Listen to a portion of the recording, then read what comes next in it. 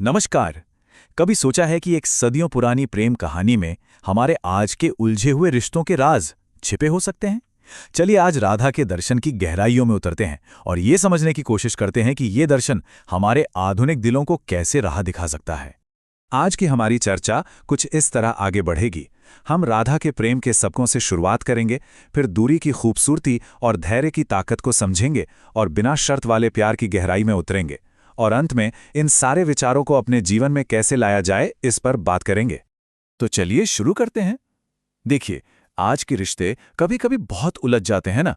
हम सबने ये महसूस किया है उन अनगिनत मुश्किलों से गुजरते हुए। पर क्या हो अगर सदियों पुराना ज्ञान हमें वो रास्ता दिखा सके जिसकी हमें आज तलाश है? यही वो सवाल है जो आज हमारी इस पूरी बातचीत के केंद्र में है। क्या एक ऐसी प्रेम कहानी जो समय की हर कसौटी पर खरी उतरी है, हमारी इस डिजिटल दुनिया में जहां हम जुड़े होकर भी अकेले हैं, सच में कोई फर्क ला सकती है? आइए साथ मिलकर इसका जवाब ढूंढते हैं। हमारा पहला विषय वो है जिससे आज बहुत से लोग जूझते हैं, दूरी।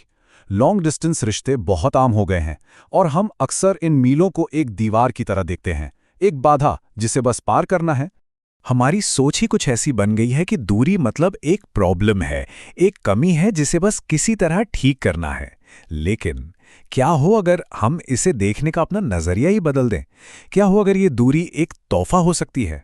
और यहीं पर विरह की ये खूबसूरत सोच सामने आती है।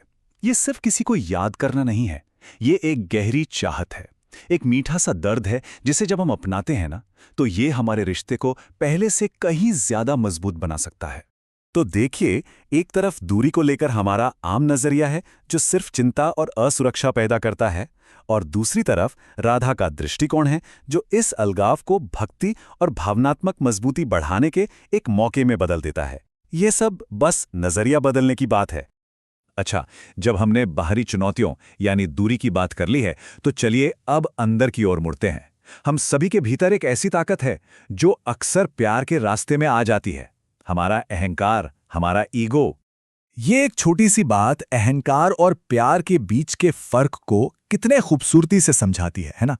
जब हम सिर्फ सही होने पर ध्यान देते हैं तो हम अक्सर इस बात से चूक जाते हैं कि रिश्ते के लिए क्या सही है। तो सवाल यह है कि इस पर काबू कैसे पाया जाए? देखिए, इसकी शुरुआत ना बहुत ही आसान कदमों से होती है। सबसे पहले तो बस ये पहचानना है कि कब हमारा अहंकार, हमारा ईगो बोल रहा है, प्यार नहीं। फिर जीतने की उस जिद को छोड़कर सामने वाले के नजरिए को समझने की एक कोशिश करनी है, और आखिर में सब्र से धैर्य के साथ जवाब देना है ताकि प्यार को भी सांस लेने की थोड़ी जगह मिले। अहंकार से आगे बढ़कर हम प्यार के सबसे ऊंचे रूप पर आते हैं, बिना शर्त सहयोग। ये सिर्फ एक एहसास नहीं है, ये एक एक्शन है, एक वादा है। इसका असल में मतलब क्या है? इसका मतलब है कि हम उनके सबसे बड़े चीयरलीडर बने, उनकी खुशियों को और बढ़ाएं और उनके दुखों को बांट लें।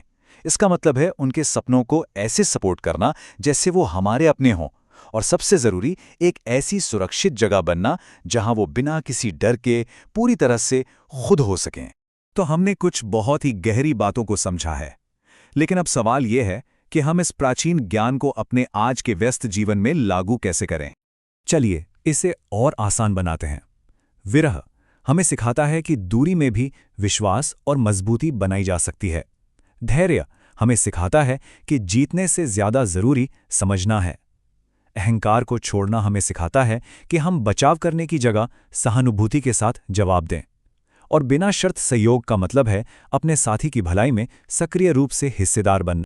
और ये याद रखना बहुत जरूरी है कि ये कोई सख्त नियम नहीं है, ये कोई चेकलिस्ट नहीं है जिसे टिक करना है। ये तो एक नया चश्मा है, अपने रिश्तों को देखने का एक नया तरीका जो उनमें ज्यादा गहराई, अर्थ और खूबसूरती ला सकता है।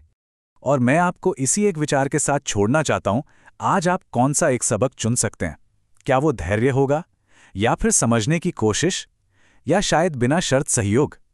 बस एक पल को सोचिए, अगर आज से उस एक चीज को पूरी तरह से अपना लिया जाए तो रिश्ते में क्या कुछ बदल सकता है।